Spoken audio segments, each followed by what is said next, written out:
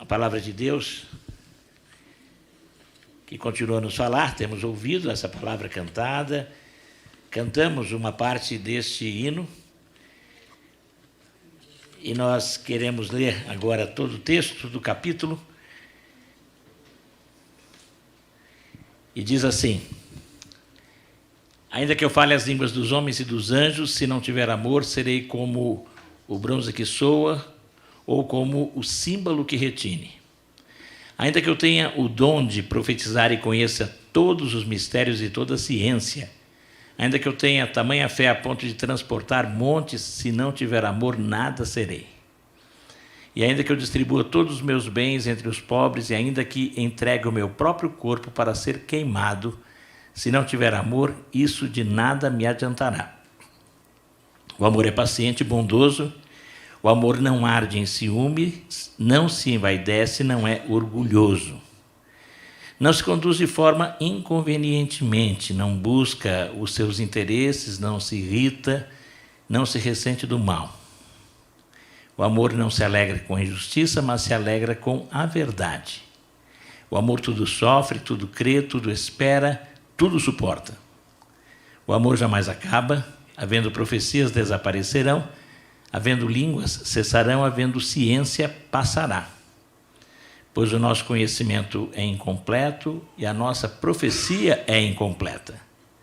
Mas quando vier o que é completo, então o que é incompleto será aniquilado.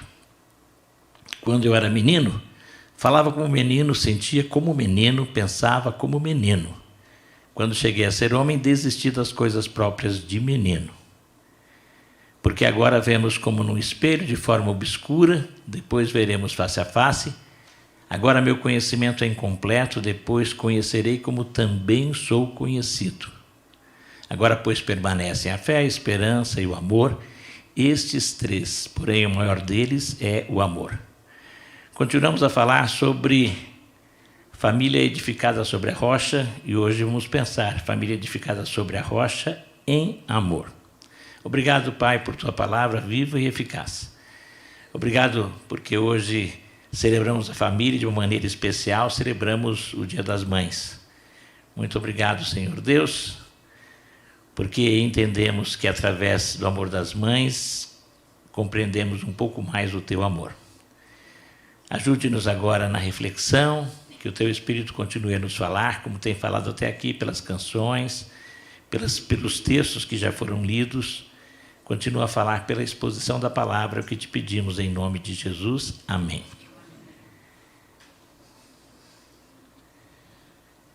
Amor, alguém já disse que a maneira de você entender o melhor é conhecendo a mãe e o amor de uma mãe. O amor de mãe é o que mais se aproxima do amor de Deus.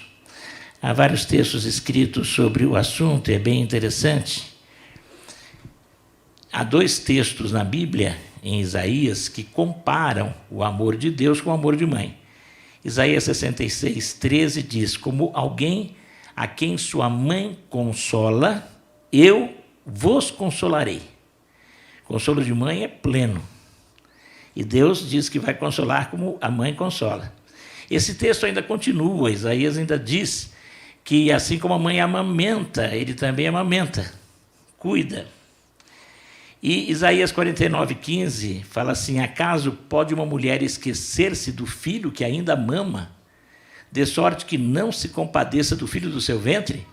Mas ainda que esta viesse a se esquecer dele, eu todavia não me esquecerei de ti.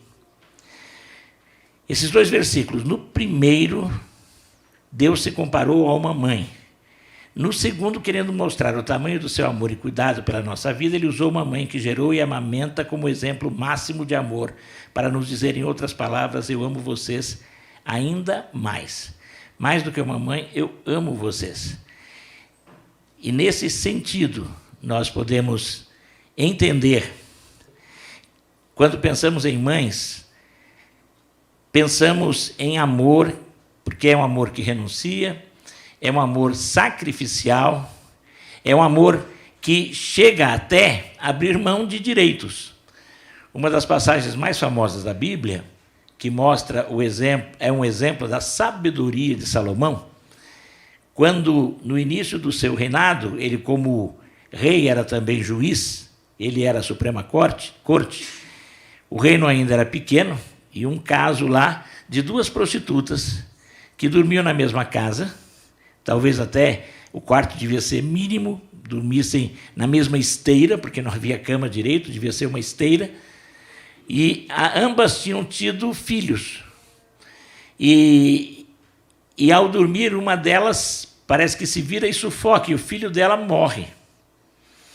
E ela viu que o filho está morto, e ela vê que a outra está dormindo, ela pega o filho da outra, fica do lado dela, e coloca o filho dela morto do lado da mãe, que estava dormindo.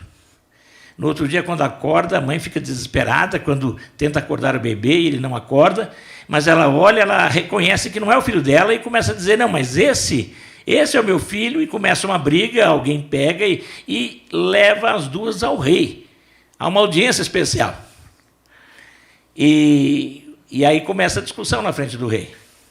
E Salomão, trazendo uma espada, fala assim, tragam a criança aqui, vocês estão querendo dizer? Então, tudo bem, para não ter mais briga, eu vou dividir essa criança agora. Pegou a espada e levantou, ou mandou um guarda talvez fazer isso. Divide a criança, corta agora a criança, divide, cada uma fica com metade. A que tinha perdido o filho, está certo, é isso mesmo. Quer dizer, eu perdi o meu. A outra falou, não, de forma alguma, eu quero que a criança viva, deixa com ela. Salomão não teve dúvidas. Pega a criança da mão da outra e fala, você está mentindo, ela é a mãe. Não sabemos exatamente o que aconteceu depois, mas aí é mostrada a sabedoria de Salomão, porque a mãe abriu mão do seu direito de ser mãe para que o filho vivesse. Esse é o amor de mãe. Deus tem o amor dele comparado ao amor de uma mãe, que se doa totalmente, ao ponto de dar o seu próprio filho por nós. No Evangelho de João, talvez o versículo mais conhecido de toda a Bíblia, capítulo 3, versículo 16. Porque Deus amou o mundo de tal maneira que deu seu único Filho, para que todo aquele que nele crê não pereça, mas tenha a vida eterna. O amor de Deus, comparado ao amor de mãe, que doa o seu filho, para o bem de todos. E o que é amor? O texto aqui, esse talvez um dos mais belos textos de toda a literatura, alguém já declarou que de toda a literatura universal. O mais belo poema sobre amor está aqui em 1 Coríntios 13, que está no meio de uma discussão da igreja lá em Corinto, que discutia-se o que era mais importante, quais os dons mais importantes, quem era o mais importante na igreja, quem se destacava, quem fazia. E aí ele coloca no meio dessa discussão este texto, que começa dizendo, ainda que eu fale as línguas dos homens e dos anjos, se não tiver amor, serei como o bronze que sou, ou como o símbolo que retine. Ainda que eu tenha o dom de profetizar e conheça todos os mistérios e toda a ciência, ainda que eu tenha tamanha fé, a ponto de transportar montes, se não tiver amor, nada serei. Ainda que eu distribua todos os meus bens entre os pobres, e ainda que entregue o meu próprio corpo para ser queimado, se não tiver amor, isso de nada me adiantará. Amor, a palavra aqui, na língua grega, há 4 palavras que são traduzidas na Bíblia como amor. Podem ser traduzidas, uma delas não entra no texto neotestamentário, mas ela é conhecida na literatura, que é eros. Eros é o que fala acerca do amor entre conjugal, carnal, o relacionamento, a intimidade. Isso é eros, da onde vem erotismo. Tem filéu, que é o amor de amigo, filia, amor de amizade. Tem estorgel, que é o amor de irmãos, é uma palavra que é pouco usada, uma vez apenas aparece no texto. E essa que é HP. HP é amor, é o substantivo. Agapau é o verbo, amar. E este amor é descrito aqui, e quando 1 João 4,16 vai falar que Deus é amor, vai dizer que Deus é HP. Deus é este amor. Não é apenas um amor de amigo, não é apenas um amor de fraternidade, não é de forma alguma um amor erótico, mas é este amor.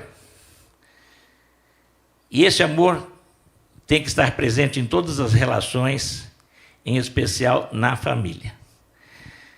A família é o berço de tudo e a família tem que ser o berço do amor, no sentido de que ali nós temos que viver relacionamentos de amor. Um amor semelhante ao amor de Deus por nós. Mas as mães das famílias têm esse amor, é verdade. Mas só que o amor, ele se renova. E há muitas coisas que em família existem que não são feitas por amor e com amor. Muitas, até marido e mulher. Às vezes o amor se desgasta no decorrer do relacionamento e vive-se por obrigação.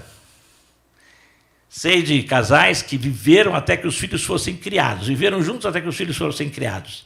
E depois, já que criamos os nossos filhos, então acaba tudo. Quer dizer, não havia amor verdadeiro. Havia apenas uma obrigação de criação de filhos, um negócio. O texto, quando descreve o que o amor é, nas 15 expressões que dizem que o que é e o que não é amor, são 15 qualidades aqui apresentadas, positivas e negativas, sendo que 8 são negativas.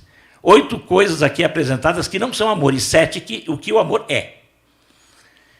Porque muito mais, quando se fala de amor, é o que o amor não é, do que o amor é de verdade.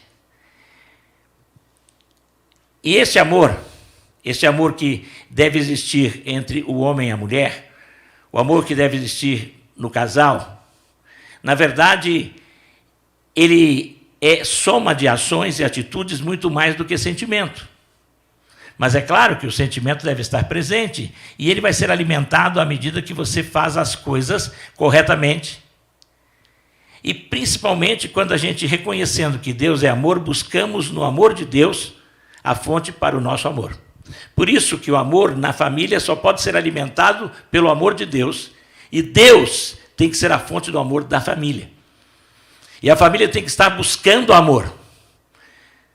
É muito comum nas orações de famílias estarmos pedindo pelo suprimento das necessidades materiais, e quantas reuniões de oração nas igrejas, os familiares se levantam, o pai, a mãe, um irmão, e pede pela saúde. Eu peço pela saúde da minha filha, pela saúde do meu filho, pela saúde do meu esposo, do meu pai, da minha mãe, da minha sogra. Pede-se até pela saúde da sogra, que bênção isso, né? Do sogro, do genro. Já vi sogra pedir pela saúde do genro também, outra bênção. São coisas importantes, mas alguém disse uma vez que raríssimas vezes ouviu alguém se levantar e dizer assim: eu queria que tivesse mais amor na minha casa.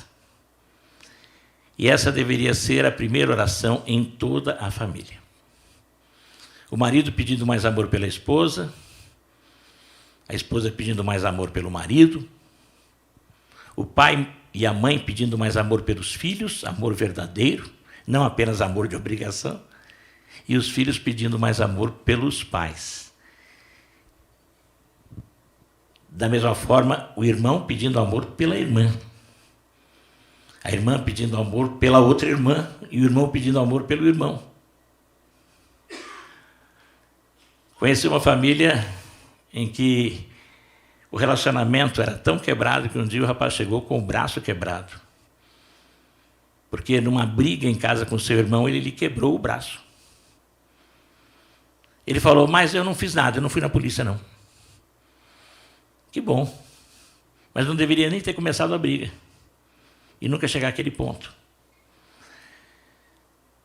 E às vezes, há famílias em que o amor se vai sem briga. Casais que se separam porque simplesmente terminou o diálogo. Não se falam. A senhora encontra a sobrinha indo embora, morava na casa da frente, e ela admirava o casal porque não via o casal nunca discutindo. E ela vê a sobrinha saindo com as malas.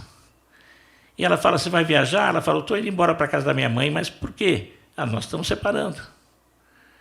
Mas eu nunca vi vocês discutindo. Ela fala, na verdade, nós nunca discutimos. Por quê? Porque nós nunca nos falávamos. Não tinha conversa nenhuma, não tinha diálogo algum. Acabou tudo. O ódio silencioso. E o silêncio, que em alguns momentos é sábio ser usado, principalmente na hora da discussão, por vezes é usado como arma de agressão. Amor tem que estar presente até no silêncio, porque o silêncio não pode ser eterno. Ele tem que ser quebrado em algum momento e explicar por que ele existiu. Tanto entre marido e mulher, quanto entre irmãos, ou entre pais e filhos, ou entre sogra e genro, ou caso contrário, cunhados, familiares mais distantes, porque tudo é família, primos, tios, e é importante mantermos o amor em toda a família, em todas as relações familiares. Quando a Bíblia fala em casa, não é apenas essa família nuclear. A Bíblia, quando fala em casa, ela pensa nas famílias, porque os povos antigos sempre pensavam numa família ampla, que envolvia aí muitas relações. E deveríamos nos preocupar com isso. Família é um todo. E temos que pensar também nos relacionamentos com os nossos primos, nos relacionamentos com os nossos sobrinhos, nos relacionamentos com os, já falamos aqui, de sogro, sogra, de cunhados. E de manhã eu falei até de concunhados e concunhadas. E para que as coisas possam correr bem, temos que orar em todo o tempo para que haja verdadeiro amor. Não adianta você até reunir a família no Dia das Mães ou em outras festas e fazer muitas festas, se essas festas são apenas encontros sociais. Tem que ter expressões de amor. Eu creio que houve muitos almoços de mãe aqui hoje, em homenagem às mães. Eu creio que muitas participaram. Amém, aleluia por isso. Né? Estou vindo aqui, apesar de nem todas estarem sorrindo, mas o almoço deve ter sido bom. Eu creio que houve, né? E eu espero que em todas as casas onde houve o almoço tenha havido uma oração. Uma recitação de um texto bíblico. Porque, às vezes, nós nos esquecemos disto. A reunião é apenas social. E toda reunião de família deve ser um culto a Deus. Ah, mas só eu sou crente na minha família. Se você começar a orar na sua família, daqui a pouco, eles vão te convidar para orar sempre. Eu sei de muita gente que fala, quando eu estou na casa, ninguém começa a comer antes que eu ore. Que bênção. E você tem que colocar isso, porque é importante ensinar o espírito de gratidão, mas em toda oração deve-se pedir amor. As mães sempre falam, né? Mais do que o presente, eu quero que vocês tenham presença na minha vida, eu quero que vocês me amem e me honrem. E esse é o desejo, mas assim deve ser também dos filhos em relação aos pais, e os pais em relação aos filhos. O verdadeiro amor, que é caracterizado pela paciência e bondade, que é mais do que simpatia. A palavra bondade aqui significa uma bondade de alguém que é proativo. Bondade que faz o bem. Não apenas que é sorridente, que é bonzinho. Já ouviu aquela expressão? Fulano é bonzinho, não fede nem cheira. Sorri muito bem, mas não faz nada. A bondade nossa tem que ser proativa, fazer algo. O amor não arde em ciúmes. Aqui é uma das coisas que o amor não é ciumento, possessivo, e não se envaidece, nem é orgulhoso, não é soberbo. Quem ama tem humildade suficiente para pedir perdão, e quem ama tem humildade suficiente para perdoar. Porque para você pedir perdão você tem que ser humilde, e para perdoar você tem que ser humilde também. E não como aquela mulher que disse assim, o marido reclamando que ela não a perdoava, e ela fala para quem estava os aconselhando, falou, para que perdoar? Eu sei que ele vai errar de novo, e vai pedir perdão de novo. Aí a pessoa que aconselhava o casal falou assim, mas você não pede perdão a ele? Não. Por quê? Porque eu não erro. Soberba. Só perdoa quem reconhece que erra também, que precisa do perdão do outro. E, acima de tudo, precisa do perdão de Deus. Nós perdoamos como Deus nos perdoou. O amor é humilde, não se conduz de forma inconveniente, sabe falar na hora certa e sabe ouvir. Um dos problemas mais sérios que eu tenho estou lutando para melhorar, e minha esposa disse que eu já melhorei um pouquinho. É não deixá-la completar as frases. Eu acho que eu tenho, assim, clarividência. E ela começa a falar e eu falo, não, mas não era isso que eu ia dizer, não era? Não. Parecia, mas não era. Eu acho que é um problema meu. Se você, porventura, algum dia vier a ter esse problema, eu creio que ninguém mais aqui tem esse problema. Tem gente que está dizendo que não tem. Ali levantou a mão, inclusive. Se você vier a ter esse problema, então, a Bíblia diz lá em Tiago que você tem que ser pronto para ouvir, tardio para falar e tardio para se irar. Alguém já disse, né, nós temos 2 ouvidos e uma boca. Por que Deus nos deu os 2 ouvidos? Para a gente ouvir mais. Agora, você percebeu? Os ouvidos estão mais perto do cérebro, né? A boca está mais embaixo, mais perto do coração. E a boca, muitas vezes, está mais movida pelo coração, pelas emoções. E o ouvido está mais pela razão. Então, a gente tem que ouvir mais, para pensar mais. E falar menos. Só falar quando tiver certeza. Isso seria o ideal. É difícil, não é fácil. E o verdadeiro amor fala na hora certa. E quem ama fala na hora certa. Por isso eu tenho que pedir mais amor todo dia. Sim, isso é agir inconvenientemente. Não busca os seus interesses. Estava numa mensagem de casamento, eu achei muito interessante. Eu gosto dessa ideia. Um dos grandes problemas dos casamentos é que as pessoas casam querendo ser felizes. E esse é um erro. Nós deveríamos nos casar querendo fazer o outro feliz.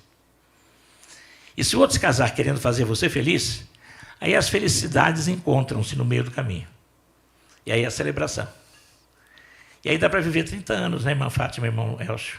Assim, 40. Eu queria ver se ele estava atento, ele estava, ele corrigiu na hora. Dessa forma, buscando a felicidade um do outro. O verdadeiro amor não se irrita, não se ressente do mal. Alguém já disse que ressentimento, eu não tenho ressentimento. Mas de vez em quando você fala aquilo que já aconteceu com você e você sente de novo. Se você fala do que o outro fez para você e você sente de novo mágoa, você se ressentiu. Isso é ressentimento. Não guardar as mágoas, não jogar no rosto. Aquela vez o que você fez comigo, mãe, eu não esqueço. Vi uma mãe falando isso para a filha. Imagina se Deus um dia falasse isso para mim. E se eu fosse para o céu? E lá no céu, eu ia ficar me escondendo de Deus o tempo todo. Não é possível, né? Porque toda hora, se Deus me encontrasse, falasse, não esqueci daquilo, hein? Mas Deus diz que Ele joga os meus pecados para as suas costas e no fundo do mar. Ele anula. E assim eu tenho que pedir. Por isso que o perdão é uma coisa que todo dia eu tenho que estar pedindo a Deus, para que Deus me capacite a perdoar mais. E perdão por não perdoar, como Ele me perdoa. O amor se alegra com a verdade, mas nunca se alegra com a injustiça, nunca vai dizer bem feito. Mas vai querer a verdade e a sinceridade, vai ser sincero. O amor sofre e sabe suportar o sofrimento, o amor acredita e dá crédito. O amor espera, é paciente, sabe esperar. E o amor tudo suporta, não é que tudo aguenta, mas ele dá suporte. Quem ama dá suporte ao outro. Se há amor no lar, cada membro da família tem que estar dando suporte ao outro. Não é só suportar, eu suporto, eu aguento aquela família, não. Você tem que dar suporte. Se você der suporte, outro vai dar suporte para você e todos vão se suportar. O amor jamais acaba, porque Deus é amor e Deus é eterno. E se o amor está se esvaindo na sua família, vamos buscar a Deus. A gente busca a Deus na hora da doença, a gente busca a Deus na hora do aperto financeiro. Vamos fazer uma campanha de jejum em casa, em família, para nos amarmos mais.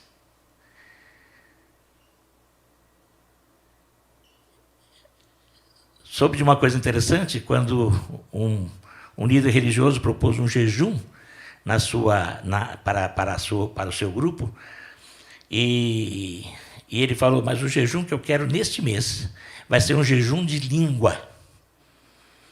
E alguém falou assim, mas eu não como língua mesmo não, pastor. Ele falou, não é da língua do boi, é da sua língua. Um mês sem falar mal de ninguém. Na época não existia, hoje seria sem digitar nada também de mal do outro.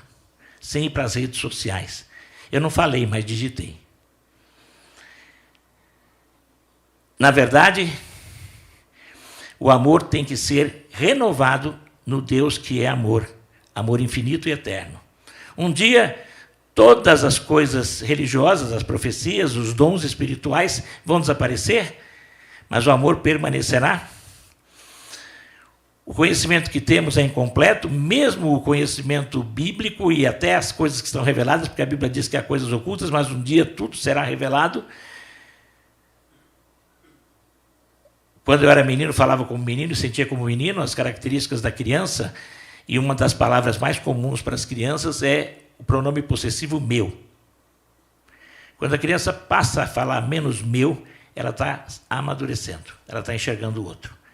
E está conseguindo dividir um brinquedo. E assim deveria ser o nosso amor crescendo assim, maturidade, amor maduro. E esse amor maduro tem que estar presente nas nossas famílias. Agora nós não enxergamos as coisas direito, e quando ele se refere ao espelho, ele se refere àqueles espelhos da época, que eram espelhos de metal que era escovado para tentar refletir, mesmo assim era incompleto, a imagem era imperfeita. Mas um dia conheceremos, como também somos conhecidos, quando vier o perfeito e o mundo perfeito se instalar, Cristo voltar, e aí não haverá mais necessidade de fé nem de esperança, mas o amor permanece para sempre, porque o amor é a linguagem do reino. E o reino de Deus é o reino de amor. Por isso que o amor jamais acaba. E esse amor tem que estar presente nas nossas famílias. Este amor que as mães naturalmente têm, elas querem que os filhos tenham também. Mas mesmo o amor de uma mãe pode crescer mais. Mesmo o amor de uma mãe pode se aperfeiçoar. Agora, nós devemos, como filhos, amarmos nossas mães como elas nos amam, mas, acima de tudo, como Deus nos ama. Mas também, em todas as nossas relações, devemos ter o presente do amor presente. Sempre recebendo como presente de Deus e como dádiva de Deus o amor. Pedindo a Ele, estudando sobre Ele, conversando sobre Ele, e nas nossas relações, neste mês em que falamos tanto nas famílias se reunindo, orando juntas, deveríamos estar pedindo a Deus para que possamos crescer no amor, porque a base da criação toda é o amor. Deus fez tudo por amor e em amor. E quando Ele institui a família para ser o repositário do seu amor aqui na terra. E Ele quer que as nossas famílias reflitam o amor dEle. Começando entre nós e ampliando com todos os nossos relacionamentos. Que cada família aqui possa crescer em amor. Que cada família aqui possa pedir mais amor a Deus. Que cada família aqui esteja se autoavaliando e se avaliando em relação ao amor que tem neste período. Que as mães continuem a crescer em amor, mas que os filhos cresçam em amor pelas suas mães. Que os irmãos cresçam em amor uns pelos outros, marido e mulher.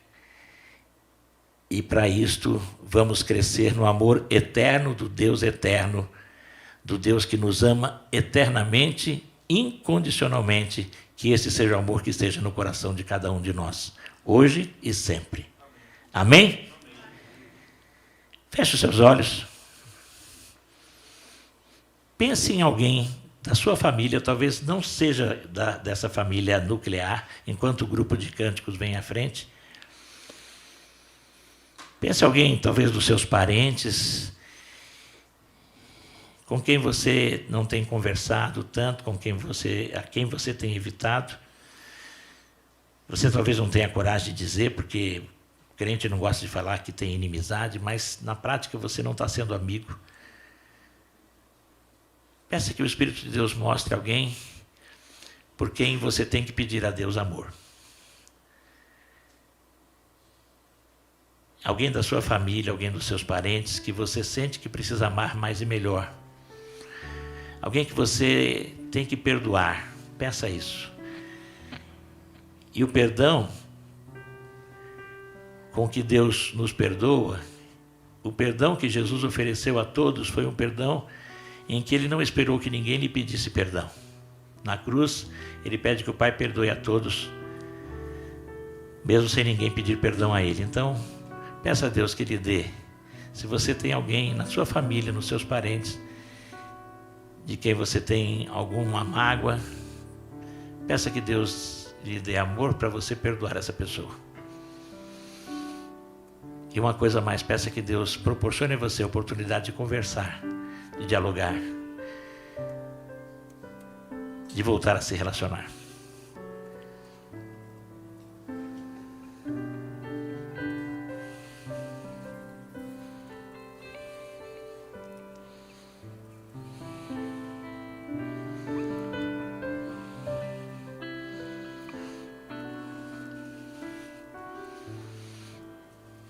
Se você quer se levantar, eu quero orar agora. Talvez tenha alguma coisa que seja muito difícil para você. Fique em pé. Nós vamos pedir que o Espírito de Deus lhe dê forças para você poder perdoar, para você poder voltar a se relacionar, para você procurar nessa semana. Pai querido, tu vês pessoas que se levantam na tua presença e que humildemente reconhecem que precisam de ter mais amor. E tu sabes a quem eles devem ir esse amor maior. Dá força, Senhor, para que isso possa ser realidade ainda nesta semana. Ó Deus querido, eu te peço que nas famílias todas aqui representadas, o amor possa ser cada vez maior. O teu amor, Senhor, possa estar sendo renovado em cada coração. E se alguém aqui ainda não experimentou o amor gracioso de Jesus, que ainda o convide para ser Senhor da sua vida e possa experimentar o amor dele enchendo o coração. Ó Pai querido, renova o poder do teu Espírito Santo, que é o Espírito do amor em nós, para que produzamos o fruto do Espírito que começa com amor. Ó Deus bendito, te agradecemos por todas as mães e te pedimos que elas continuem a amar os seus filhos, mas possam por eles serem amadas também.